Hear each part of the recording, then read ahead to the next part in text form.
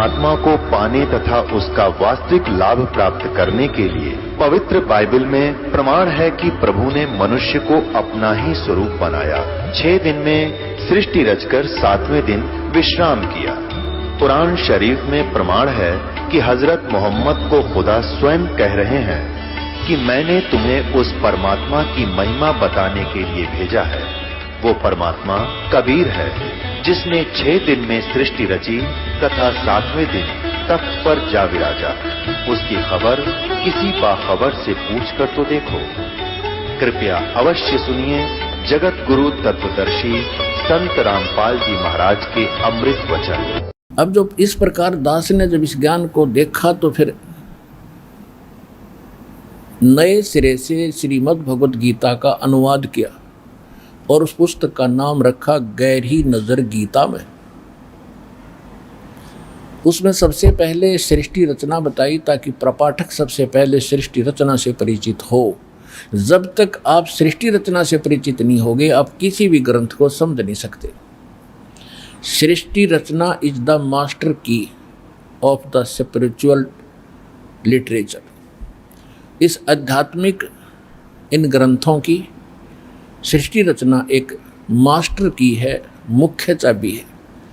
और जिसके ये हृदय में समा गई सृष्टि रचना 100% सही है। क्योंकि दास ने सृष्टि रचना तो थोड़े से समय की है वर्बली, उसके बाद प्रमाण इतने ढेर सारे धर रखे हैं वेदों से, गीता से, बाइबल से, कुरान से, पुराणों से कि ये सृष्टि रचना सत्य है। उसकी सत्य सिद्ध होने के बाद फिर आपको दास के सारे वचन सिद्ध होंगे, सत्य होंगे और सब ग्रंथ आपके फटाफट समझ में आओगे। तो कोई भी वस्तु है उसका अनुकूल ही चलने से हमें बात बनती है, शास्त्र अनुकूल ही चलना पड़ता है, उसके फार्मूलों से ही बात बनती है। तो प्रसंग चल रहा था कि जैसे जो हमने प्रैक्टिकल करना है उसके लिए जिन महापुरुषों ने जो फार्मूले लगाए हैं और उनको प्रैक्टिकल उनका सफल हुआ है, उन्होंने वही बताया है जो वेद बताते हैं कि कभी परमात्मा ऊपर बैठा है। अरस कुरस पर श्वेत गुमट है जहाँ परमेश्वर का डेरा। किसने? गरीबदास जी ने बताया। श्वेत छतर सिर मुकुट विराज देखत ना उस चेहरे नु। गरीबदास ये वक्त जात है रोवोगे इस पैरे नु।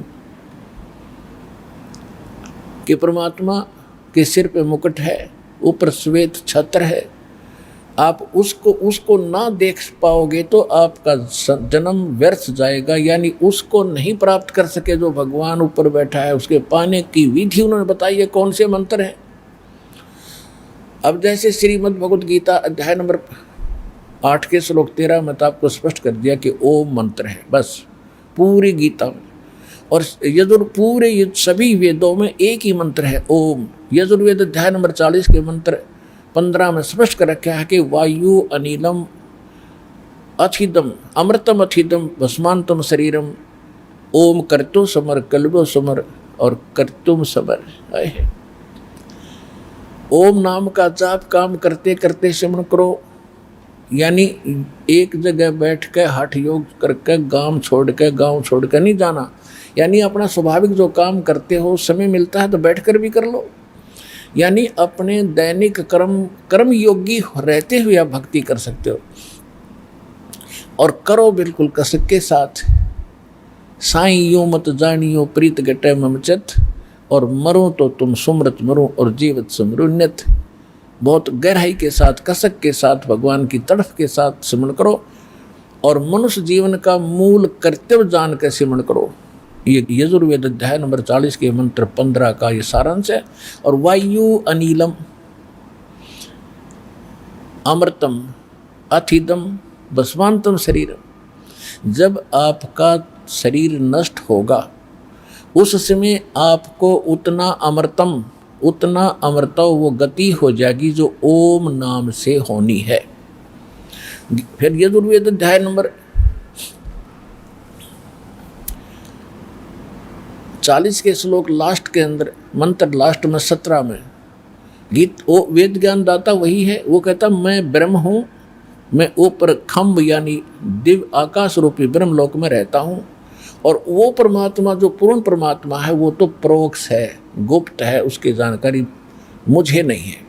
उसके लिए यजुर्वेद अध्याय नंबर 40 के मंत्र नंबर 10 में स्पष्ट कर दिया है कि कोई तो परमात्मा को संभवात कहता है, संभवात माने जन्म लेने वाला, और कोई असंभवात कहता है कि वो जन्म लेता ही नहीं, वो तो पृथ्वी पर आता ही नहीं, वो तो निराकार है। और जन्म लेने वालों में जैसे ये 9-10 अवतार हमने मान रखे, राम कृष्ण और आदि जैसे, तो उसके विषय में बताया कि ये श्रेष्ठ ज्ञान नहीं है। जो तत्वदर्शी संत धीराणाम बताते हैं उनसे सुनो, वो देंगे सही ज्ञान। ये गीता अध्याय नंबर 4 के श्लोक नंबर 34 में कहा है कि उस ज्ञान को जो परमात्मा स्वयं आकर यथार्थ ज्ञान सूक्ष्म वेद बोलता है वो तत्व ज्ञान है। उस ज्ञान को तू तत्वदर्शी संतों से जाकर समझ, उनको दंडोत प्रणाम करने से, कपट छोड़कर नम्रतापूर्वक प्रसन्न करने से वो तत्वदर्शी संत तुझे परमात्म तत्व का, उस तत्व ज्ञान का उपदेश करेंगे। तो इससे सिद्ध हो गया कि इन ऋषियों ने की बुद्धि वहाँ गई नहीं कि जब वेद ज्ञानदाता, गीता ज्ञानदाता कहता कि वो ज्ञान तो मैं जानता ही नहीं, तो उन्होंने इनकम्प्लीट फार्मूले ला के प्रैक्टिकल किया। ओम नाम का जाप किया। काल ने एक आकाशवाणी की थी जिस समय ब्रह्मा जी कमल के फूल पर बैठा था और नारद जी से बता रहा है अपने पुत्र से कि बेटा मैं जब कमल के फूल पर बैठा था मुझे नहीं मालूम है कहाँ से उत्पन्न हो गया। फिर आकाशवाणी हुई कि तप करो, मैंने 1000 वर्ष तप किया। फिर आकाशवाणी हुई कि सृष्टि करो, फिर सृष्टि करने लग गया। तो कहने का भाव ये है कि ब्रह्मा जी ने वेद तो बाद में प्राप्त हुए। वेदों में ओ मंत्र है, कोई हठ योग का कोई प्रावधान नहीं है। गीता जी में कोई प्रावधान नहीं है हठ योग का, बल्कि जो हठ योग करके घोर तप को तपते हैं, सूत्र में जाए के 1 से लेकर और 6-7 मंत्र तक स्पष्ट किया है कि वो तो मुझे भी तंग करते हैं और वो उनको तो राक्षस वृत्ति के ही जान। तो इन्होंने क्या किया ऋषियों ने, ओम नाम का जाप तो वेदों से ले लिया, यजुर्वेद के 40 में जाएगा 15वां मंत्र से। और हठ कहाँ से ले लिया? तप, घोर तप, ये ब्रह्मा जी से ले लिया कि ब्रह्मा जी ने बताया कि मुझे आकाशवाणी हुई थी परमात्मा की। इनको आज तक पता नहीं परमात्मा है कौन। वो थी इस काल की आकाशवाणी, तो उस काल की वाणी को साथ जोड़ दिया। इसने तो ये काम करवाना था कि डले डोएं। उधर से वेद भगवान के डर से इसने ये ज्ञान वेद वाला गीता में और वेद जो कुछ छुपा छुपू कर देना पड़ा इसने, अधूरा सा, तो उसकी पूर्ति भगवान ने आके करनी पड़ती है, प्रत्येक युग में आते हैं। तो इसके बाद फिर उन्होंने क्या करना किया, ओम नाम का जाप और 7 हठ योग समाधिस्थ होने लगे। इससे परमात्मा नहीं मिल सकता। प्रमाण के लिए श्रीमद् भगवद गीता अध्याय नंबर 11 के श्लोक नंबर 47 और 48 में स्पष्ट किया है कि अर्जुन ये है मेरा वास्तविक रूप जो मैंने आज तुझे दिखाया, और जिस रूप को देखकर अर्जुन जैसा योद्धा कांप रहा खड़ा है। इतना भयंकर डरावना, भगवान का रूप ऐसा डरावना नहीं होता है।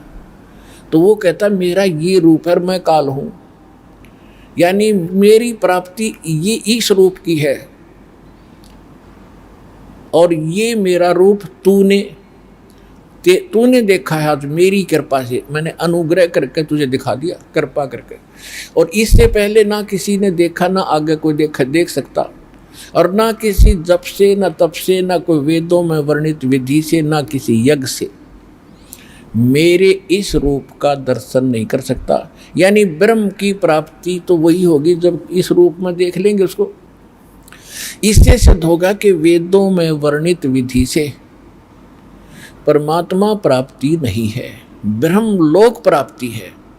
और ब्रह्मलोक में गए हुए अपने पुण्यों को समाप्त करके, अपनी पूंजी पुण्य की नष्ट करके, जैसे होटलों में जाते हैं अच्छे धनी लोग जो हैं वो बड़े बड़े 5 स्टार कितने स्टार बोल रहे हैं, उन होटलों में जाते हैं, उनके चार्ज बहुत ज़्यादा होते हैं, तो उनका जल्दी नाश होता है।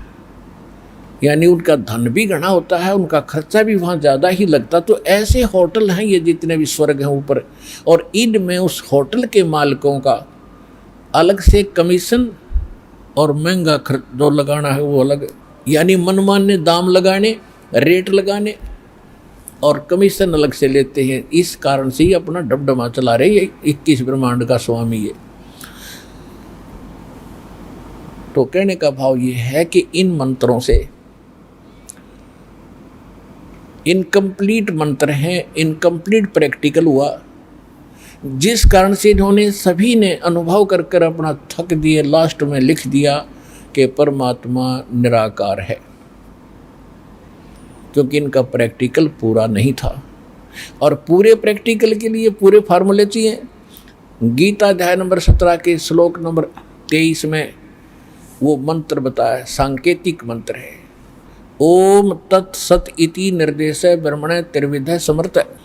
उसमें स्पष्ट किया कि ब्रह्मण माने सच्चिदानंद घन ब्रह्म, यानी परम अक्षर ब्रह्म, जो उत्तम पुरुषत्व अन्य परमात्मा इति उदाहरते। उसका जो मंत्र है वो उसके पाने का और वो स्थान प्राप्त करने का जहाँ जाने के बाद साधक फिर लौटकर संसार में नहीं आते, वो तो इस 3 मंत्र का जाप है, नथिंग एल्स, और कुछ नहीं। ये निर्देश है, इति निर्देश है। ये 3 प्रकार से इसका सिमरण है और 3 प्रकार का ये मंत्र है। गीता अध्याय नंबर 15 के श्लोक 16 और 17 में 3 पुरुष, सरपुरुष, अक्षर पुरुष और तीसरा परम अक्षर पुरुष, जो उत्तम पुरुषत्व है।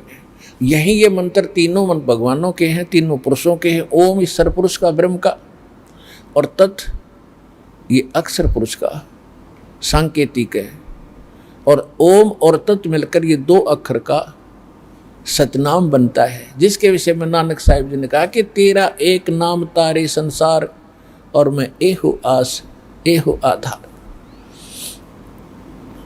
और गरीबदास जी ने इसकी महिमा बताई है कि सत्य नाम पालड़ रंग होरी हो और 14 लोक चढ़ाव राम रंग होरी हो, 3 लोक पास अंग धर रंग होरी हो, तो ना तुला तुलाया राम रंग होरी हो। तो ये मंत्र जो हैं इनका पता लग जाना अलग बात है, क्योंकि अब तो सार्वजनिक हो ही रहे हैं, 8-10 साल से दास दे ही रहा है। तो लेकिन इनका पता भी लग जा किसी से, वो अधिकारी ना होने से उसका काम नहीं करेंगे वे। अगर ऐसा होता तो भगवान सभी को पहले सार्वजनिक कर देता, कोई किसी ने मंत्र दे दियो सारे पार हो जाएंगे। तो परमात्मा ने किसी का छींट भी नहीं लागण दी। धर्मदास जी से कह दिया था, धर्मदास मेरी लाख दुहाई, ये सार नाम और सत्य नाम की दबार न जाई। सही, ये सार नाम बार जो पढ़ी है पिछली पीढ़ी, जो जहाँ मैंने टारगेट रख रखा है 1997 के बाद इस पंथ का फिर से पुनरुत्थान होगा, तब तक इसको छुपा के रखना है, नहीं वो जीव पार नहीं होंगे, क्योंकि ये नकली सबके हाथ में लग जाएंगे मंत्र। आज ये सभी पंथ यही मंत्र देते होते जैसे सार्वजनिक होते तो, और वो अधिकारी है नहीं तो आज भिन्नता कैसे बताता दास के मैं ये मंत्रवार ओरिजिनल है, तो सब कहते वो भी तो यही दे रहे हैं, हमारे गुरु जी भी तो यही दे रहे हैं।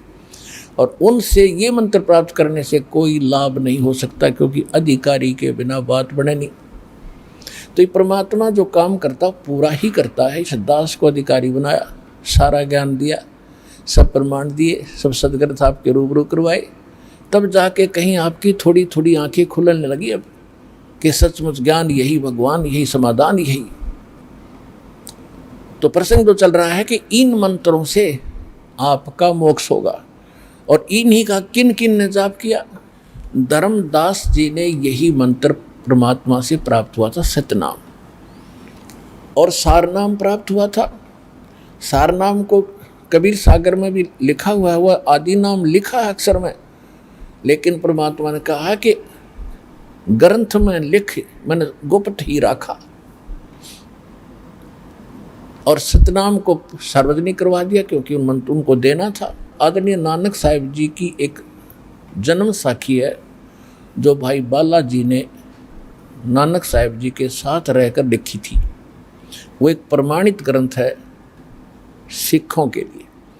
और इसी प्रकार कबीर सागर, कबीर बीजक, कबीर शब्दावली, कबीर साखी और कबीर दोहावली, ये धर्मदास जी ने लिखी, परमात्मा ने बोली थी। तो ये कबीर पंथियों के लिए ये ग्रंथ बिल्कुल प्रमाणित और मान्य है। फिर परमेश्वर ने कहा था कि 12वां पंथ जो गरीबदास का पंथ होगा उसमें मेरी महिमा की वाणी पुनः होगी, क्योंकि बीच में काल के दूत घुस करके सच्चाई को समाप्त करने की चेष्टा करेंगे। यही कारण रहा कि जैसे पहले परमात्मा ने दामा खेड़ा, जो आजकल छत्तीसगढ़ के अंदर एक दामा खेड़ा है, धर्मदास की वंशजों की गद्दी मानी जाती है, और उन्होंने एक भ्रमणा फैला रखी है कि जो धर्मदास के वंश गुरुओं से नाम लेंगे, उसके बच्चों से, वही पार होंगे। धर्मदास जी को परमात्मा ने कसम दिला दी थी, धर्मदास मेरी लाख दुहाई और यो सार नाम के दबार न जाई, और यो मूल ज्ञान भी ना बताइए। मूल ज्ञान दास ने बताया है, सृष्टि रचना का किसी को नहीं मालूम आज तक। इस दास से पहले कबीर पंथी अटपट बतावे थे, कोई ऐसा। तो फिर धर्मदास जी से ये कहा था, धर्मदास मेरी लाख दुहाई, ये सार नाम कहीं बाहर न जाई। ये सार नाम बाहर जो पढ़ी, ये बिचली पीढ़ी हंसनी तेरी, और सार नाम को तब तक छुपाई जब तक द्वादश पंथ ना मिट जाए। फिर परमात्मा कहते हैं कबीर सागर के कबीर वाणी चैप्टर में पृष्ठ 136 और 37 पर इन 12 पंथों का वर्णन करते हुए आ रहे हैं कि 12वें पंथ प्रगट हो बाणी, 12वां पंथ गरीबदास जी का, गरीबदास द्वारा मेरी वाणी पुनः प्रगट होगी और साख हमारे का निर्णय ठानी, ये असंग जन्म ठोर नहीं पावे, ये 12 पंथ हमी को जाए। यानी गरीबदास का पंथ भी चलेगा, मेरी वाणी भी बोल दी जाएगी, लिखवा दी जाएगी, लेकिन वो इस अर्थों को समझ नहीं सकेंगे। फिर कहते हैं उस 12वें पंथ हम ही चलावें और सभी पंथ मिटा के एक पंथ चलावें। तो इससे सिद्ध हो गया कि परमात्मा जब तो एक पंथ भी ना चला था। दामा खेड़ा वाले कहते हैं कि धर्मदास जी ने अपने वंशजों को बता दिया था सार नाम और सतनाम आदि नाम। परमात्मा ने तो ये कहा था इसको तब तक छुपाना जब तक 12 पंथ ना समाप्त हो। और फिर परमात्मा ने क्या कहा है कि 12वें पंथ यानी गरीबदास वाले पंथ में फिर हम आएंगे कब, जब 5505 वर्ष बीत जाएगा, तब इसका पुनर्स्थापन करेंगे, उत्थान करेंगे यथार्थ कबीर पंथ का, और तब तक इसको छुपा के रखना, और फिर सब पंथ समाप्त करके एक पंथ चलेगा। और इसी कारण से धर्मदास जी को तो जीवित दबा दिया था भगवान ने कि कहीं यो बात ना बिगाड़ दे। धर्मदास जी को परमात्मा ने सख्त मना कर दिया था कि सार नाम और ये सतनाम अभी नहीं बताना, अपने वंशजों को भी नहीं बताना तूने। अब धर्मदास जी कुछ दिन के बाद वृद्धावस्था गणी होगी, 117 वर्ष के हो गए थे, और रह कर भगवान से प्रश्न करते थे कि हे भगवान, आपने मूल ज्ञान बताने से और मूल मंत्र बताने से मना कर दिया, आपने मेरे को 42 पीढ़ी तक मेरा वंश चलेगा यूँ वरदान भी दे दिया, इनका कल्याण कैसे होगा भगवान, इनको तो इनका पता लगना चाहिए था। परमात्मा ने सोचा यो मेरी बात बिगाड़ेगा, बूढ़ा हो गया, इसकी बुद्धि चल गई, उसको ले गए जगन्नाथपुरी पे, जहाँ बैठ के परमात्मा ने समुद्र को रोका था और जगन्नाथ के मंदिर को बचाया था, जो समुद्र तूफान बनकर आता था तोड़ देता था। धर्मदास जी में प्रेरणा भरी परमात्मा ने कि भी वहाँ, क्योंकि धर्मदास जी बार बार प्रार्थना करते थे भगवान वो स्थान बताओ आपने जहाँ बैठकर समुद्र को रोका था। तो उस दिन परमेश्वर ने कहा कि चल तुझे वो दिखा कर लाऊं। हाँ जी चलो चलो, साथ में परिवार भी ले लिया, भ्रमण के लिए चल पड़े। तो वहाँ जाकर परमात्मा ने उसको पुनः सत्संग सुनाया 3 दिन तक लगातार। अरे भले आदमी क्यों जीवन नाश करे, 117 साल का हो गया, अब तक तो इन्हीं के चक्कर में मेरी में फंसा हुआ धर्मदास, अपना कल्याण की सोच। तो फिर धर्मदास ने कहा भगवान मेरे बस की बात नहीं रह रही, मैं काम बिगाड़ दूंगा, या तो मैंने सतलोक भेज दो या तो मैंने मौत दे दो, अब मेरे बस की बात नहीं। तब परमात्मा ने उसको वहाँ जाकर पुनः उपदेश दिया, तेरा नाम भी खंड हो गया नालायक, मेरे वचन की अवहेलना करने की भी तूने सोच ली तो भी खंड हो गया तेरा नाम। तो वहाँ पुनः उपदेश दिया और खड्डा खोद के उन्हें जिंदा दाब दिया कि दे सतनाम और सार नाम ने नाश ना कर दे, बता ना दे। पुण्यात्मा इतना अनमोल रतन था यो, और आज आपको सार्वजनिक कर दिया। आप कितनी किस्मत वाले हो, आप सोच भी नहीं सकते।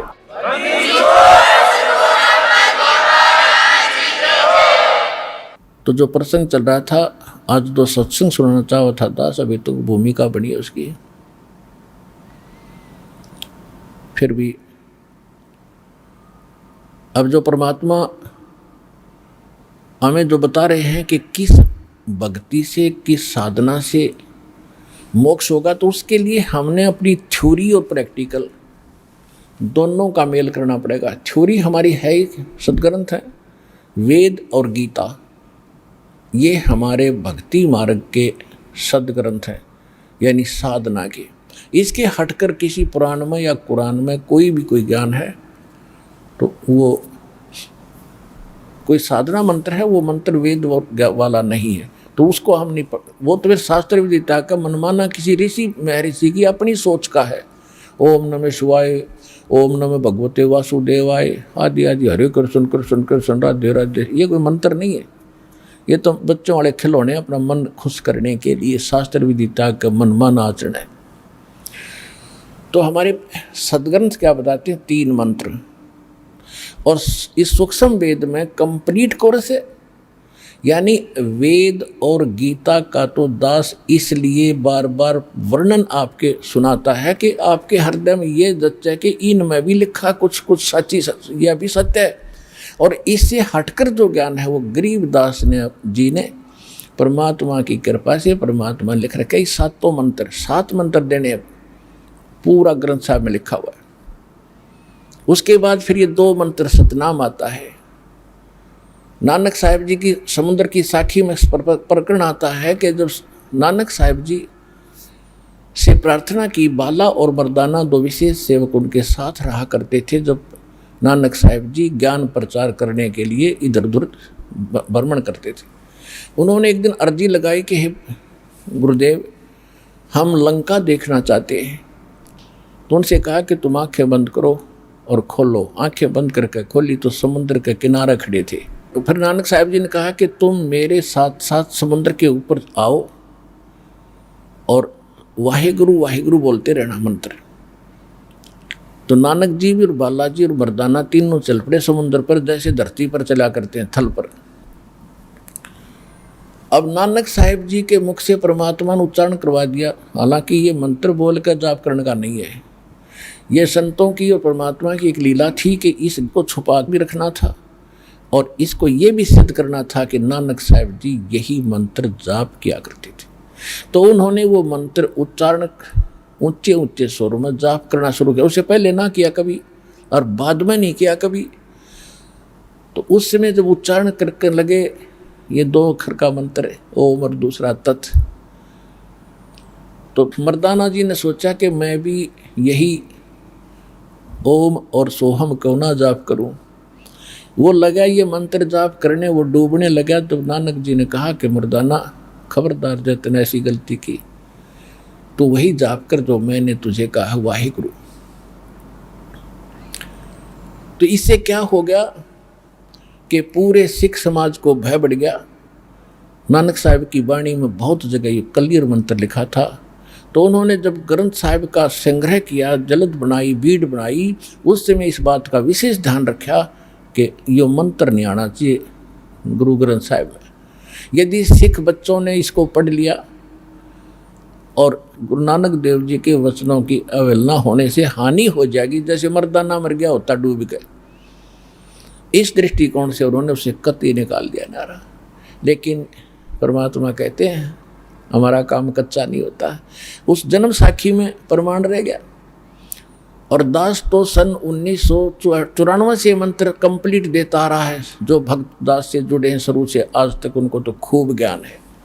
और सन 2004 में एक सिख बच्चे ने जब इस ज्ञान से परिचित हुआ, उसने अपने सदग्रंथों को फिर से पढ़ा, गुरु ग्रंथ साहिब को पढ़ा, 24 नंबर पृष्ठ देखा, 721 देखा, 731 देखा। फिर उसने देखा कि भी जब नानक साहिब जी की विशेष वार्ता लिखी है जन्म साखी में, वह जन्म साखी पढ़ी, क्योंकि यह पंजाबी में थी, मानना इतनी समझ में नहीं आती। उस बच्चे ने आके बताया मुझे कि जी कमाल कर दिया, हम तो धन धन हो गए, थोड़ी बहुत शंका थी, आज वह भी मिट गई हमारी इस जन्म साखी तय। गुरु नानक देव जी यही जाप किया करते थे मंत्र जो आपने हमें दे रखा है।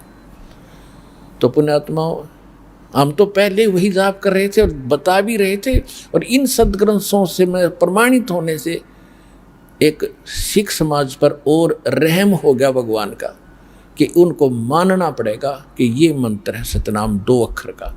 और नानक साहिब जी कहते हैं जो 2 अक्षर का भेद बताओ सोए गुरु पूरा कहा है। और जे तू पढ़िया पंडित बिन 2 अक्षर बिन 2 नावा, प्रणवत नानक एक लंघाए जे कर सत समावा। यानी इन 2 मंत्रों से एक और है एक मंत्र, और वो गुरुमुख गुरु से लेकर जाप करने का है। तो कहने का भाव ये है कि फिर वो प्रमाणित हुआ कि नानक साहिब जी ने इसी से प्रैक्टिकल किया, और उन्होंने क्या बताया, फाई सूरत मुल्क की वेश ए ठगवाड़ा ठगी देश खरा सियाणा बहुता बार ये धानक रूप रहा करता। आदरणीय रामानंद जी ये 4 वेदों और पुराणों के ज्ञाता माने जाते थे। 1400 ऋषि ब्राह्मण प्रचारक बना रखे थे। उसको परमात्मा 5 वर्ष की आयु में उनसे वार्ता हुई, ऊपर लेकर गए, सब कुछ दिखा के लाया, फिर वापस छोड़ा उसने। स्वामी रामानंद जी ने कहा था 2 ठौड़ है, एक तू भया एक से 2, और गरीबदास समकार ने तुम आए हो मुझो। बोलत रामानंद जी सुनो कबीर करतार, गरीबदास सब रूप में तू ही बोलनहार। स्वामी रामानंद जी ने अपना प्रैक्टिकल किया, क्योंकि फिर उनको वो तो साथ लेकर गए। फिर उन्होंने नाम, फिर जब बाद में वो पहले ओम नाम जपते थे, फिर मालिक ने उनको कंप्लीट कोर्स दिया।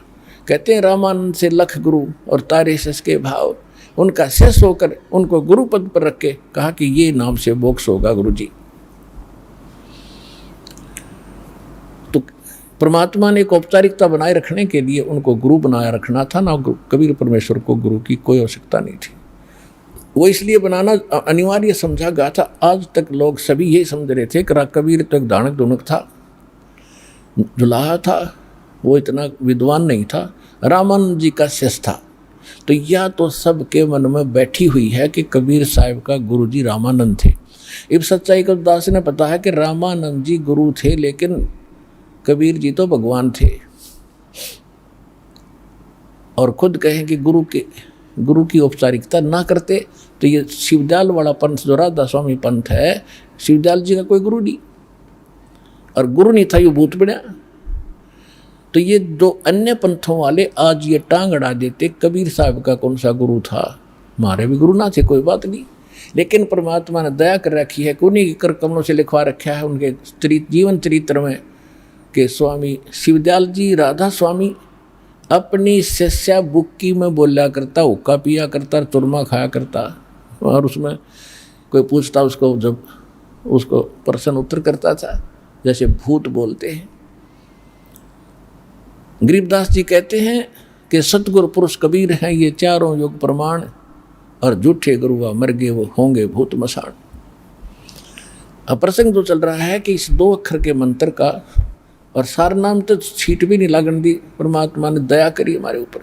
उन महापुरुषों के पास था, जैसे गरीबदास जी के पास था और धर्मदास जी के पास था, इनके पास मंत्र थे ये, लेकिन ये सार्वजनिक तो उसका छिट्टे नहीं लगनी थी।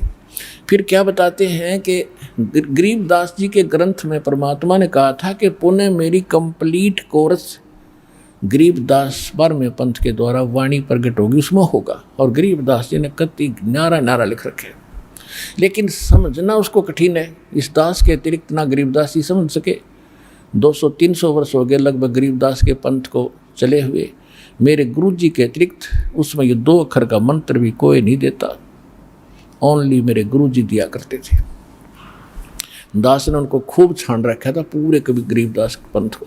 कोई तो ओम नमः शिवाय, और कोई सतगुरु देता है, और कोई सो हमको 2 हिस्सा में कर लेता है। गरीबदास जी की वाणी है कि सोहम सोम धुन लगे, ऐसा तो उन्होंने सोच लिया सोम सोम नाम है। और 6 जगह वास्तविक मंत्र भी लिख रखा है, क्योंकि यही तो खेल था संतों का कि इसको ये बालक नहीं समझ सकेंगे ना तो बिगाड़ देंगे काम। गरीबदास जी ने स्पष्ट लिखा हुआ है कि राम नाम जप कर ठर होई, ये ओम सोहम मंत्र दोई, ओम सोहम जाप जपिए, योग युगतिया दोणी तपिए। कहते और फंड ना कर, इससे जाप कर। ओम सोहम जप श्वासा, श्वासा पारस भेद हमारा, जो खोजे सो उतरे पारा। पता इसका क्या समझ में आवे? इनका भी श्वास से इसका सिमरण है। और कैसे है ये दास के पास उपलब्ध है। यही गीसा दास साहब जी को मिले थे जो खेखड़ा वाले हैं। उन्होंने अपनी वाणी में लिखा है कि ओम सोहम जपले भाई, राम नाम की यही कमाई। और पूरा गीसा पंथ और ये गीसा जी के चेले हुए हैं ये नेकीराम पंथ नारी से, ये इस एक ये आरती है छोटी सी 5-7 पंक्तियों की। ओम सोम जपले भाई, राम नाम किया है कमाई। ये सिर्फ इन्होंने जाप करे हैं पूरा, यानी पूरा वो गायत्री मंत्र जैसा पढ़ा करें। ओम सोम का जाप नहीं जपते वो, ना मंत्र देते। गीसा संत को दास खूब जान चुका, क्योंकि ये मिले जुले पंथ थे।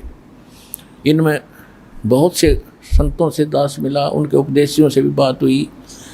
ये नाम देने का आदेश होने से पहले दास, क्योंकि गीसा संत के बारे में सुनी, उसमें गया भी, वहाँ भी देखेंगे अच्छा महापुरुष भगत हैं, उनको भी ज्ञान होगा। कख भी ना पाया किसी के पास, ना कबीर पंथियों के पास पाया। फिर परमात्मा ने दास को सब जगह घुमाकर जब ठीक ठिकाना लाया कि अब तू शुरू करे, ना ये मेरा भी भ्रम रह जाओ, उनके पास होगा कुछ ना कुछ। लोग पुण्यात्माओं में दास बार बार कहता है कि आपके ऊपर जो मेरे मालिक ने करी है, तो कोई छोटी बात मत समझना इसको। और आप कितने पुण्यकर्मी हैं, इस रजा को बना कर रखियो, इस माया की अगड़म तगड़म में जीवन नष्ट ना करियो। मूल काम ये है इस जीवन का, जब करया जात इसको करियो। अब रही बात संत, ये ज्ञान और बड़ी लतीफेदार बातें बनाने वाले तो दुनिया होकर चली गई। गरीबदास साहब ने कहा कि गोरख से ज्ञानी घने, और सुखदेव ज्योति जहान, और सीतासी बहु भारिया, भाई संत दूरी अस्थान। कहते हैं गोरख से ज्ञानी गणे, क्योंकि परमात्मा कबीर जी गोरखनाथ को मिले थे। और गोरखनाथ जी ने सिद्धि में भी अपनी ट्राई कर ली थी भगवान को फेल करने की, वो स्वयं ही फेल हुआ था। और ज्ञान जितना उसको प्राप्त था, वो ज्ञान के साथ भी मालिक से वार्ता हुई थी, वहाँ भी वो फेल हो गया था। फिर परमेश्वर ने उसको ज्ञान दिया, सच्ची भक्ति बताई, और फिर नाम दिया। गोरखनाथ जी को परमात्मा ने ओनली सतनाम दिया था, इसकी विधि नहीं बताई थी इसको कैसे सिमरना है। तो कहने का भाव ये है कि फिर गोरखनाथ जी इस ज्ञान को, मालिक के ज्ञान को ग्रहण कर इतने वक्ता पा के गए थे। कहते हैं हजारों की संख्या में तो उसके राजा भी शेष हो गए थे, और 1 नंबर के विद्वान सिद्ध हो गए। कहते हैं हल्दी की गांठ थे और पंसारी बन गए। तो क्या बताते हैं कि बेखों के लश्कर फिरेंगे, बाणी चोर कठोरे, सतगुरु धाम न पहुँचेंगे ये 84 के डोरे। अब जैसे गोरखनाथ को ज्ञान हो गया तो फिर ज्ञानी पाक गया हो, तो यहाँ गरीबदास जी कहते हैं गोरख से ज्ञानी गणे। कह कितने धक्के खाते फिर ऐसे विद्वान और चुटकुले बातें अटपट बातें करने वाले। गोरख से ज्ञानी गणे ये सुख दे जति जहान, और सीता सी बहु भारिया पर संत दूर स्थान। जैसे सुखदेव ऋषि के बारे में कथा सुना करते थे ये धर्मगुरु, कि राजा जनक के पास एक बार सुखदेव जी गए थे। पहले तो गुरु बना ही नहीं रहे थे। जब भगवान विष्णु के लोक में गए, उसने इसको धिक्कारा, भाई बिना गुरु के तेरा कितना ठिकाना नहीं। फिर और 1-2 संतों के पास, ऋषियों के पास वार्ता की, उन्होंने भी यही बताया भी गुरु बिन बात बना नहीं।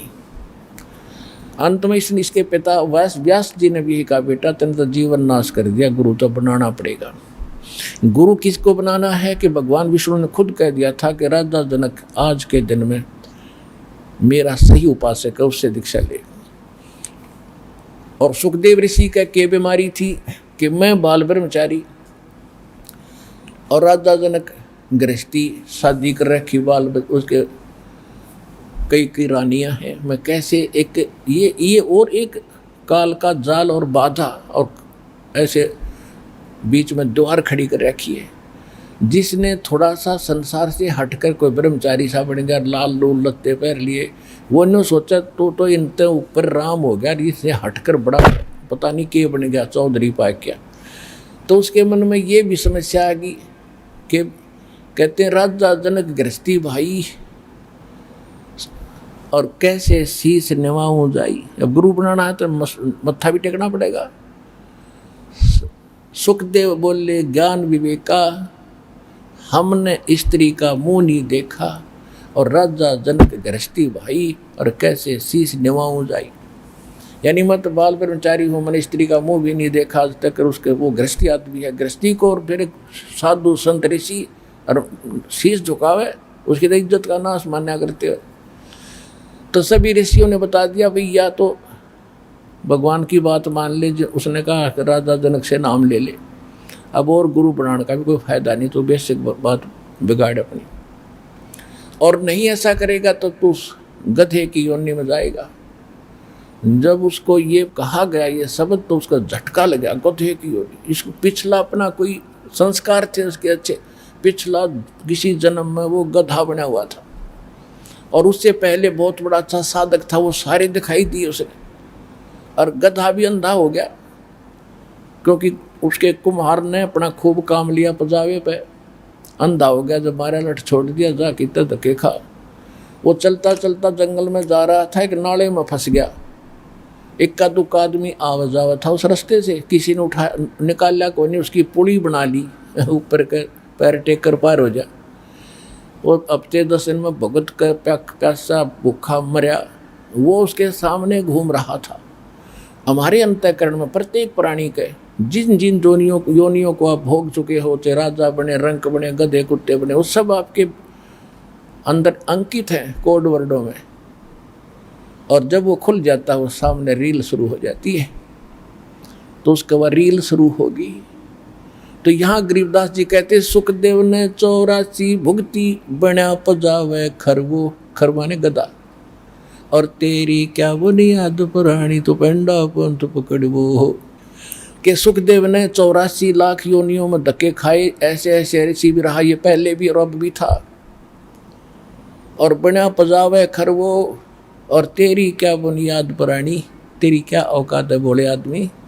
तो पेंडा पंथ पकड़, वो पेंडा माने रास्ता, वो मार्ग भक्ति विधि पकड़ जो हम बताने जा रहे।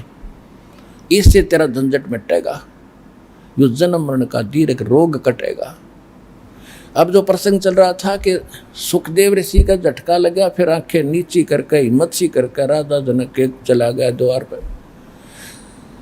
राजा जनक ने कहा कि सुबह मंत्र दूंगा ऋषि जी, तब तक विश्राम करो। अलग से एक रेस्ट हाउस खोल दिया।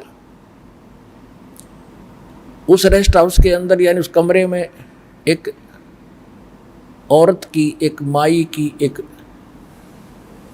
नौकरानी की सेवा लगा दी कि तू ऋषि की सेवा करना और परीक्षा करना, इसकी परीक्षा करना जो राजा जनक ने बताई थी। उसने उसी तरह ऋषि की का बेड आसन लगा दिया चारपाई पे, और ऋषि जी जब उस पर लेट गए तो वह माई जा करके उसके चारपाई पर बैठ गई।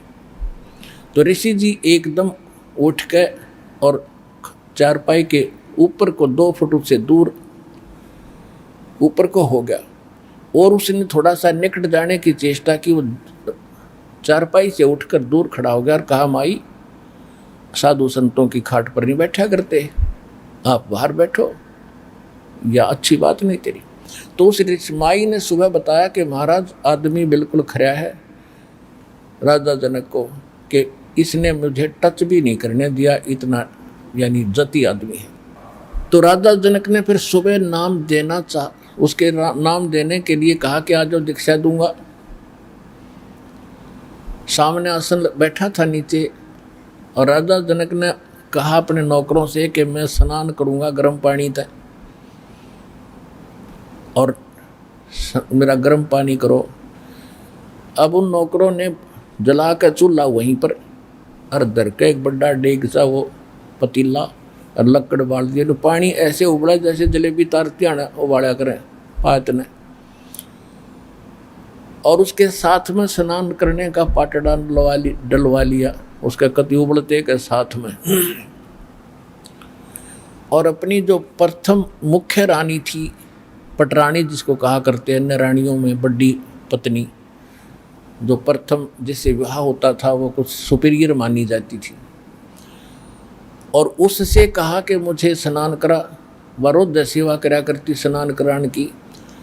तो वह क्या करती है कि उबलते पानी में तो जैसे चाय बनाया करे ऐसे उबला करे, उसमें से लोटा भरे और राजा जनक की चोटी में डाले और हाथ के नुआवे। और ऋषि जी न्यू हुआ पाछे उजड़ गया। पानी उबलता जल डाल रहे थे राजा जनक पे, और सुखदेव शुक्ड़ा बैठा बैठा अकेले जल गया।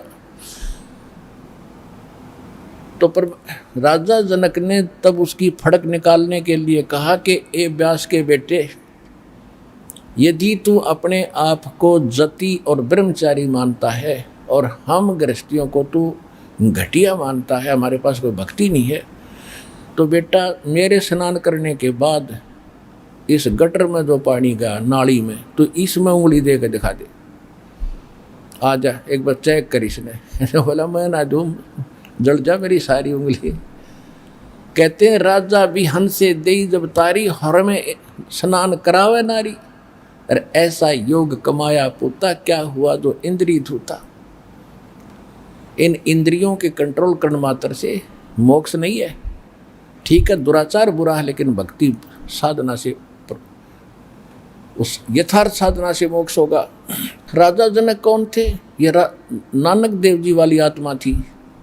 और यही राजा जनक सतयुग के अंदर अम्बरीश राजा थे, उस समय भी एक नंबर के भगत थे विष्णु तक के। त्रेता युग में भी राजा जनक विष्णु के पुजारी थे। और ये काल कैसे जुल्म करता है। राजा जनक ने बहुत ज़्यादा यज्ञ की, हजारों यज्ञ की, 100 मन घी की अपने जीवन काल में। उन पनों का उसके पास संग्रह हो गया, और इसी को ये मान लेते मोक्ष हो गया। और जैसे ये जाप इनके पास था ओम नाम का, वो करते ही रहे विष्णु जी का जो, वैसे परमात्मा इन सबको मिलते हैं। राजा जनक को भी बालक मिले थे, राजा अम्बरीश को भी मिले थे, क्योंकि बच्चे उसके हैं। उसको हरियम नाम दे रखा था, किसको? राजा जनक को, और हरियम नाम विष्णु का। तो जब वो, अब यहाँ जो कहने का जो प्रसंग था कि जैसे हम सुनते, फिर उससे क्या प्रसिद्धि होगी उस सुखदेव ऋषि की कि वो बड़ा ब्रह्मचारी आदमी है, जति आदमी है, औरत को टच भी नहीं होने दिया, बड़ी प्रसिद्धि हुई उसकी। फिर क्या बताते हैं, प्रसंग हम सुनते रहते हैं कि सीता जैसी पतिव्रता औरत नहीं हो सकती, क्योंकि उसने रावण के राज में भी काफ़ी वर्षों तक रहकर भी अपने को सुरक्षित रखा। तो यहाँ परमात्मा यानी गरीबदास साहिब जी कहना चाहते हैं, गोरख से ज्ञानी घने ये सुखदेव जति जहान। सुखदेव जैसे बहुत महापुरुष हैं जो ऐसे अपनी दूसरे की बहन बेटी को अपनी बहन बेटी की दृष्टि से देखते हैं। तुम तो एक की पूछड़ पकड़ कर उससे के गुण गाए जाते हो। अब यहाँ जो बताना चाहते हैं कि गोरख से ज्ञानी गणे और सुखदेव जति जहान, और सीता जैसी बहुत बहन बेटियाँ, बहुत सी पत्नियाँ हैं, लेकिन संत दूर अस्थान, यानी संत के घर बहुत दूर है, संत नहीं मिलेगा कोई। श्रीमद् भगवद गीता अध्याय नंबर 7 के श्लोक नंबर 19 में कहा कि बहु नाम जन्मा नाम अंते ज्ञानवान माम प्रपते वासुदेव सर्वमिति स महात्मा सुदुर्लभ है।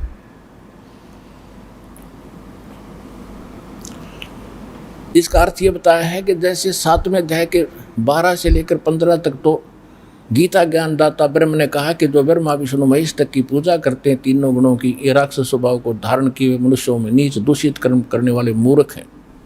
और मेरी मुझ ब्रह्म की भक्ति करने वाले 4 प्रकार के अर्थार्थी, आर्त और जिज्ञासु और ज्ञानी।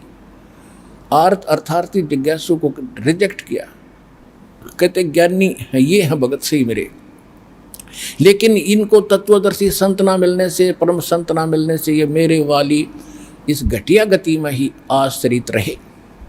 फिर 7वें अध्याय के 19वें श्लोक का ये सारांश है कि बहु नाम जन्मा नाम अंते ज्ञानवान माम प्रपते। बहुत बहुत जन्मों के किसी एक जन्म में ये ज्ञानी आत्मा मेरी ब्रह्म तक की भक्ति तक पहुँचते ना, तो ये आन उपासना में अपना जीवन नाश करते रहते हैं। मेरी भक्ति, ब्रह्म की भक्ति बड़ी मुश्किल से कोई एक आध किसी जन्म में करता है, और वासुदेव सर्वमिति स महात्मा सुदुर्लभ है। ये बताने वाला संत कि वासुदेव ही सब कुछ है, वही पाप नाशक है, वही मोक्षदायक है, वही सबका पालक है, वही सबका सृष्टि रचने वाला है, और वही उस परम धाम को प्राप्त कराने वाला है। ये बताने वाला संत तो अर्जुन तुझे बड़ी मुश्किल से मिलेगा। वासुदेव नोट श्री कृष्ण।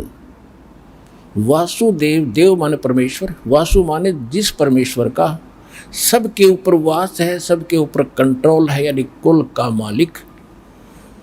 जैसे ब्रह्मा यानी विष्णु जी सतोगुण प्रधान, और एक ब्रह्मांड में एक विभाग के मंत्री सतोगुण विभाग के, इनका पिता जो ब्रह्म है ये 21 ब्रह्मांड का मालिक है, सरपुरुष।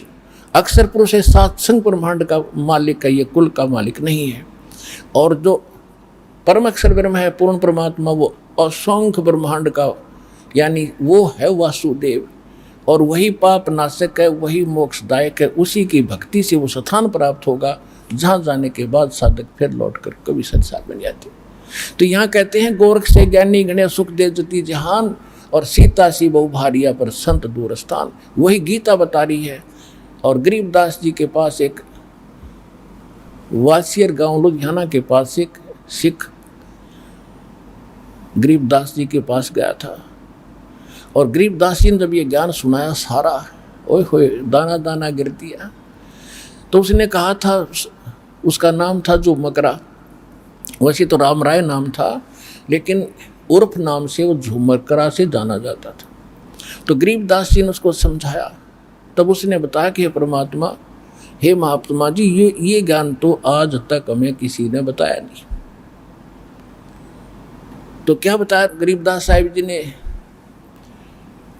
कि इस ज्ञान और इस समाधान के बताने वाला संत तुझे करोड़ों में नहीं पाओ भाई, करोड़ों में। तत्व भेद कोई ना कहे रे झूम करो, और ये पैसे ऊपर नाच सुनो राई झूम करा। गरीबदास जी की वाणी में एक पौना घंटा का लगभग ये अंग है जो झूमकरा को समझा रहे हैं, और सारी डिटेल इन लोकोक्तियों के माध्यम से ही बोला है, दोहों के माध्यम से। इन दोहों को समझना कोई बालकों का खेल नहीं था, इसलिए सारा अभी तक भ्रम पड़ा रहा। तो क्या कह रहे हैं कि तत्व भेद कोई ना कहे रे झूमकरा, ये सब पैसे ऊपर नाच सुनो रे झूमकरा। तुम ऐसे कर दो, हैं 500 कपड़े चढ़ा दो, श्राद्ध निकलवा दो, ये माया, ये सिर्फ पैसे ऊपर नाच है, इनको तत्व ज्ञान नहीं है। और फिर इस तत्व ज्ञान का जानकार, कोटों मध्य कोई नहीं रे झूमकरा, अरबों में कोई गर्क सुनो राई झूमकरा। ओए होए, कहते करोड़ संतों में तुझे इस मार्ग के बताने वाला नहीं मिलेगा, करोड़ों में, अरबों में कोई एक मिलेगा गर्क। गर्क माने, गर्क के वैसे हमारे देसी भाषा यहाँ का हरियाणा की लैंग्वेज में बाणी लिखी। गर्क के 2 अर्थ हैं। एक तरह का अर्थ रहा बेड़ा गर्क हो, यानी नाश होना। एक गर्क कहते थे भाई यो तो धन में गर्क है, यानी घना धनी, उसको कहते थे गर्क। हंग यानी ताकतवर को कहते तो भाई शक्ति में गर्क है, हांगे में गर्क है, यानी बड़ा पहलवान आदमी है। यानी अपने उस का मास्टर, यानी जिसके अंदर कंप्लीट ज्ञान हो, घना हो, जैसे भाई तो धन में गर्क हो जाए, यानी अरबपति खरबपति है। तो इस प्रकार बताया है कि कोटों मध्य कोई नहीं रे झूमकरा, अरबों में कोई गर्क सुनो राई झूमकरा। अरबों में गर्क, गर्क माने कंप्लीट इन ऑल रिस्पेक्ट, जिसका ज्ञान भी सच्चा हो, जिसका समाधान नाम और कंप्लीट कोर्स हो, कहते ऐसा तो तुझे अरबों में मिलेगा। तो ये रामपाल दास है भाई। आज विश्व की 7 अरब के आसपास आबादी है, और इसमें करोड़ों की संख्या में मार्गदर्शक भी हैं।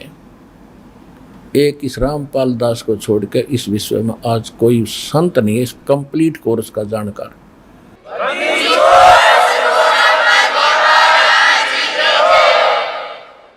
और ये काल का कैसे दाव लगा रहा, हम कैसे बट्ठा बैठाते रहे।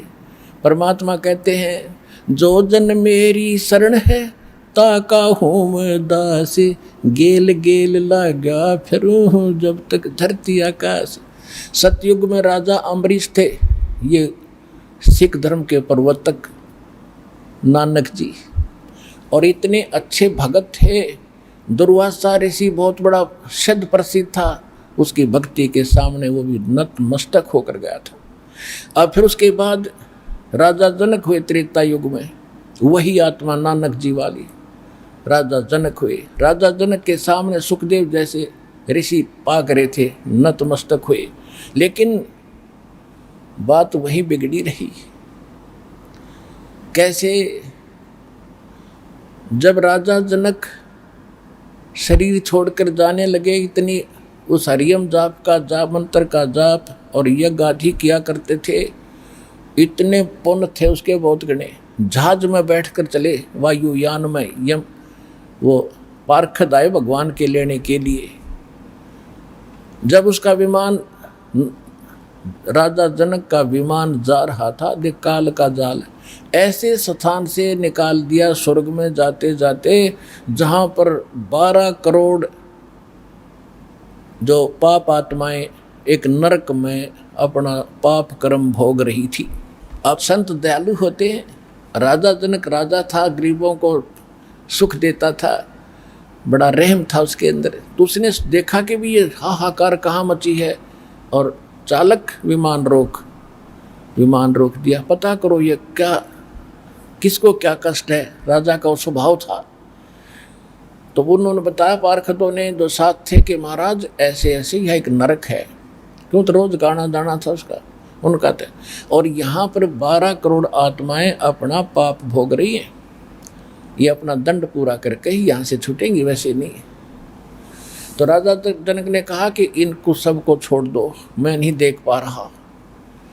तो उन पार्षदों ने कहा कि आप यहाँ राजा नहीं हो, आपका आदेश नहीं चलता, यहाँ आदेश चलेगा धर्मराज का। धर्मराज ने इनको दंडित किया हुआ है और वही कहेगा तो छूटेंगी, ना छूट नहीं सकती। तो उसने, राजा जनक ने कहा कि अगर इनको नहीं छोड़ते हो तो मुझे भी नरक में डाल दो, मैं नहीं जाता आगे। अब परमात्मा कहते हैं कि तुम बिना विवेक के कहीं रहम भी कर देते हो तो वह भी गलत है। अब जैसे एक भक्त ने कहा था कि भी, जैसे दास कई बार ये सुनाता है कथा कि एक रुचि नाम का ऋषि था, वो सरासरुत के विरोधी था, वेदों में लिखी बातों पर अनुकूल चल रहा था। उसके 4 पिताजी, पितामह, दादा, चौथा दादा दिखे। उन्होंने कहा कि हम पितर बन गए हैं तो श्राद्ध निकाल। रुचि ऋषि नाट्य कि ये करने से तो मैं भी नरक में जाऊंगा, आप तो गए। और वो भी मानते हैं कि वेद में बिल्कुल सही कहा है, ये कर्म करना नहीं चाहिए। एक भक्त कह रहा था जी, फिर जैसे हमारा कोई दादाजी पिताजी हमें आकर कह दे कि भी आप मेरा श्राद्ध निकालो, तो उन्होंने हमारे लिए बहुत कुछ किया होता है, हमें पता होता है, तो हम कैसे ना करें। उनको दास ने एक उत्तर दिया हुआ है कि जैसे किसी का बालक और कुएं में गिर गया, वो तो चिल्लावेगा, उसका समाधान ये नहीं है कि आप भी साथ में छलांग लगा दो, सब डूबेगा मर जाओ दोनों, वो तो मरेगा। उसके लिए तरीका है, कोई रस्सा ला मोटा और उस रस्से ने डाल दे, इसने पकड़ ले, भाई मैं खींच लूँगा। तो ये तरीका है जो दास आपको बता रहा है। और आपके दादा दिख गया, पिताजी दिख गया, आपने श्राद्ध निकालने शुरू कर दिया तो आप भी गए कुएं में। उसका तरीका ये है, दास बताएगा इस मंत्र करो, इस प्रकार तेरे पितरों का छुटकारा करवाएंगे हम। तो इसी प्रकार राजा जनक में इतना विवेक था, वो कहने लगा मुझे भी यहीं छोड़ दो, मन नरक में डाल दो। अब उसको नरक में धर्मराज डाल नहीं सकता, जो लिखा कर्म ही देता है। जब धर्मदास को पता चला कि उसने, राजा जनक ने तो ये ऐसी जो अपनी आंट अड़ा दी, जिद कर ली, तो धर्मराज खुद आया वहाँ पर और उसने कहा कि राजन आप यहाँ नहीं रह सकते, यहाँ हम नहीं रख सकते आपको, आप वहीं चलना पड़ेगा। तो उसने राजा जनक ने कहा कि या तो इनको भी मेरे साथ ले चलो, नहीं मैं नहीं जाऊंगा। अब देखो काल का कितना भयंकर जाल है। पुण्यकर्मी प्राणी था, खूब यज्ञ कर रखी थी, उस हरियम जाप का मंत्र कर रखा था, हैं, काल ने के जाल फैलाया। धर्मराज बोला भी ऐसे होगा कि आप अपने कुछ पुण्य इनको दान कर दो, तेरे साथ ही भेज देंगे इनको स्वर्ग में। तो उसने अपने आधे पुण्य दान कर दिए, 50% उन 12 करोड़ आत्माओं को, और सबको नरक से निकलवा लिया और स्वर्ग में ले गया। अब देखो उस समय तो उसने बड़ी महानता दिखी, दयालुता थी इसमें, लेकिन अपना नाश किया। उनको क्या मिला? जब तक राजा जनक के द्वारा दिए गए पुण्य, संकल्प किए गए पुण्य उनके साथ रहेंगे, तब तक तो वो वहाँ स्वर्ग में रहेंगे। वो पुण्य समाप्त होते उनको फिर उसी नरक में ठोका जाएगा, क्योंकि वो पाप भी भोगने ही पड़ेंगे। यहाँ का ये विधान है, और ये विधान का नाश होता कबीर परमेश्वर की शरण में आने के बाद। जब ही सतनाम हृदय धरो, भयो पाप को नासे, जैसे चिंगारी अग्नि की भाई पड़े पुराने घासे। अब राजा जनक आधा तो खाली वहाँ करवा दिया, लुटवा दिया काल ने। आधे पुण्य उसके बचे थे वो वहाँ स्वर्ग में नष्ट करे, विष्णु जी के लोक में। और फिर राजा अम्बरीश रूप में यही आत्मा रही, राजा जनक रूप में ये रही। सामने नौकर रहते थे, हजारों की संख्या में सैनिक होते थे, हुक्म चलता था। और वही लुटी पिटी आत्मा फिर कौन बन गई? नानक जी, श्री नानक देव। कालूराव मेहता के खत्री के घर में जन्म लिया पश्चिमी पाकिस्तान में। जो जन मेरी शरण है ताका होम दासे, गेल गेल लौगा फिरूं हूँ जब तक धरती आकाश। अब फिर उस प्यारी आत्मा को संभाला राजा ये गुरु नानक देव जी। एक सुल्तानपुर शहर में एक नवाब के यहाँ नौकरी करते थे, खुद नौकर लग गए जहाँ पहले इनके नौकर होते थे, लुट पिट के। और ये दयालु फिर आए, फिर उनको संभाला और फिर उनको पार किया। जो जन मेरी शरण है ताका होम दासे, गेल गेल लागो फिरूं हूँ जब तक धरती आकाश। तो इसी प्रकार परमात्मा आपके साथ लगा हुआ था, ये आपको भी पार करेगा जब विश्वास के साथ ये भक्ति करते रहिए। बोलो सतगुरुदेव।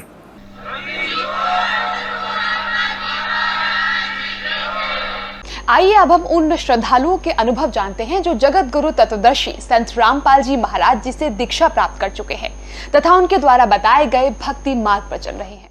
नमस्कार सर। सत साई। सर क्या नाम है आपका? बीरबल चंद दास। सर संत रामपाल जी महाराज से आपने नाम दीक्षा कब ली? सन 10 में। सर आप कहाँ के रहने वाले हैं? हम लोग नेपाल के रहने वाले हैं। सर संत रामपाल जी महाराज से नाम दीक्षा लेने से पहले क्या आप कोई भक्ति साधना करते थे? जी हाँ, पहले मैं भक्ति मतलब पत्थरों से लेकर के जितने भी देवी देवताओं के हैं, हमारे इष्ट आदि शक्ति मतलब परचर देवी थी। उसके बाद शिव जी की भी पूजा करते थे, कृष्ण की, राम की, गणेश की, संतोषी माँ की, सभी चीज़ किया करता था मैं। तो सर आप इतने देवी देवताओं की भक्ति करते थे, तो इन सब भक्ति साधनाओं से आपको क्या क्या लाभ मिले? लाभ तो हुआ नहीं, बल्कि उससे नुकसान हुआ। वो कैसे कि मैंने भागवत गवाया था और उसमें मेरे जीजा जी के मृत्यु हो गई। भागवत के मतलब 6-7 दिन चलने के बाद, जिसमें कि लाखों रुपए दूर दूर के आदमी आए, मेरे जीजा जी भी आए और मेरी दीदी भी आई।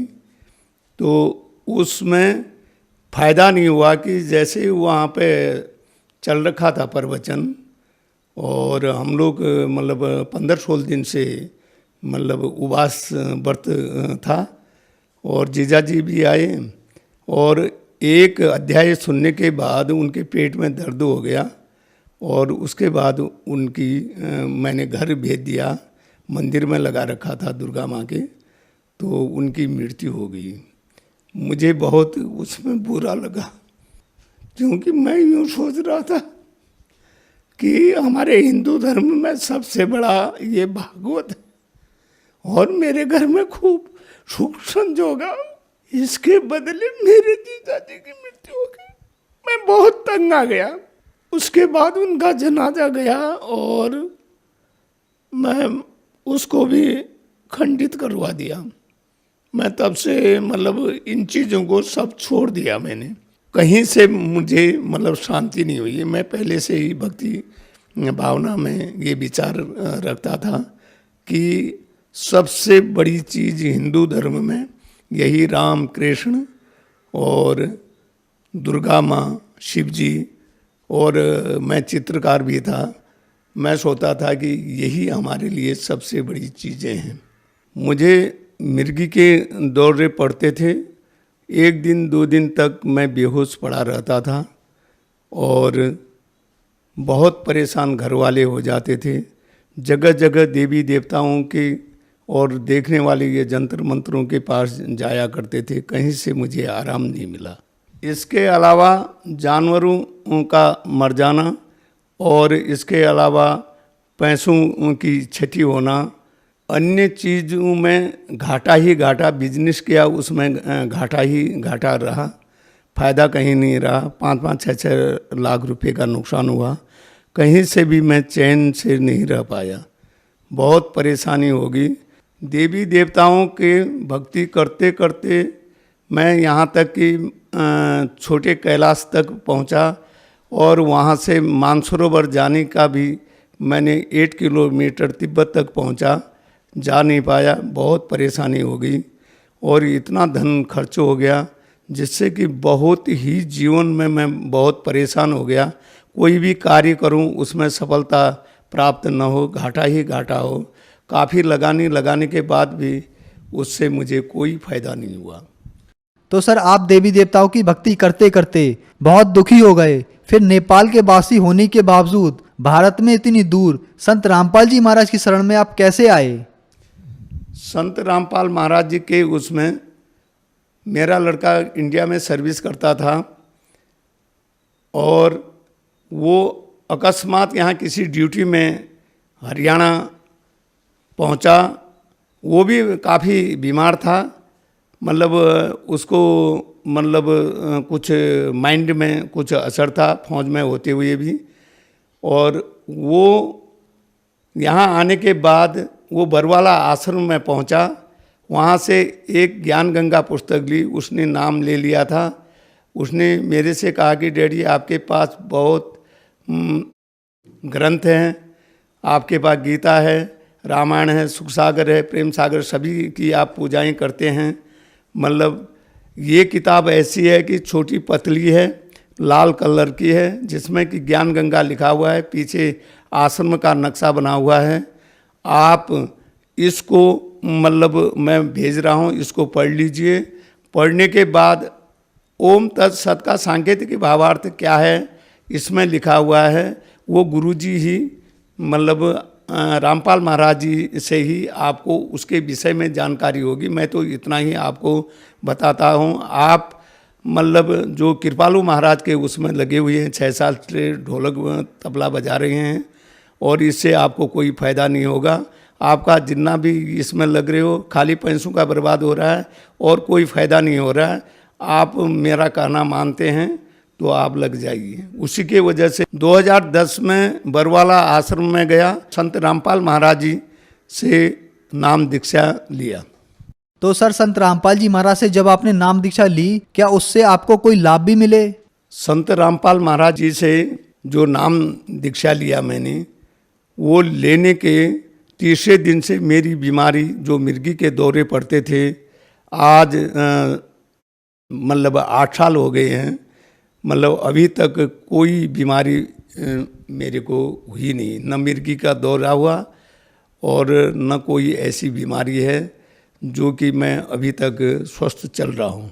इससे अलावा जब बंदी छोड़ की दया से पुस्तकों की सेवा में, जो हम गाड़ी में पुस्तक सेवा करने के लिए सुर्खेत जा रखे थे, वहाँ से रिटर्न आते वक्त भारी वर्षा चल रखी थी और ड्राइवर को मैं कह रहा था कि भाई सहज से चलाओ और उसने माना नहीं। ऊपर से मतलब मलबा आ रहा था रोड में, और वहाँ पे से उसने ब्रेक मारा कि क्या मारा, अब वही जाने उसका काम, और हमारी गाड़ी गिर गई जिसमें कि हम 8 आदमी थे। और संत रामपाल महाराज जी की असीम कृपा से गाड़ी जो हमारी गड्ढे में चली गई थी, मतलब 15 मीटर नीचे, उसके बाद उन्हीं की असीम कृपा से, संत रामपाल महाराज जी के कृपा नहीं होती, जरा सा आगे 2 मीटर आगे चले जाते, 2000 मीटर से नीचे उस चट्टान में चले जाते, एक भी मतलब हम लोगों की डेड बॉडी भी नहीं मिलती, यहाँ तक मतलब हमारे चिथड़े चिथड़े हो जाते।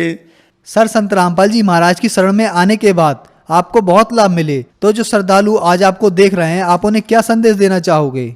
मैं संत रामपाल महाराज जी के इसमें लगने से जितने मुझे लाभ हुए हैं, घरेलू या इधर उधर परिवार में जो सुख शांति हो रखी है, और जितना कारोबार में वृद्धि हो रखा है, वो सब पूर्ण लाभ संत रामपाल महाराज जी की दया से, उसमें मैं मतलब दीक्षा लेने से जो मुझे लाभ हुआ है, वो शायद अन्य संत पंथों में मैं लगने से कभी मेरे को कोई लाभ नहीं हुए, सिर्फ इसमें लाभ हुआ है।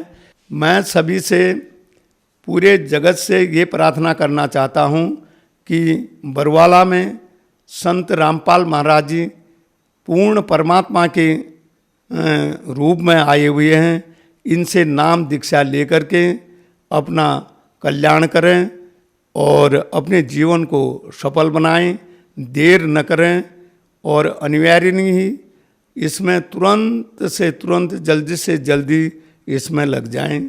सत साई। धन्यवाद सर। सत साई।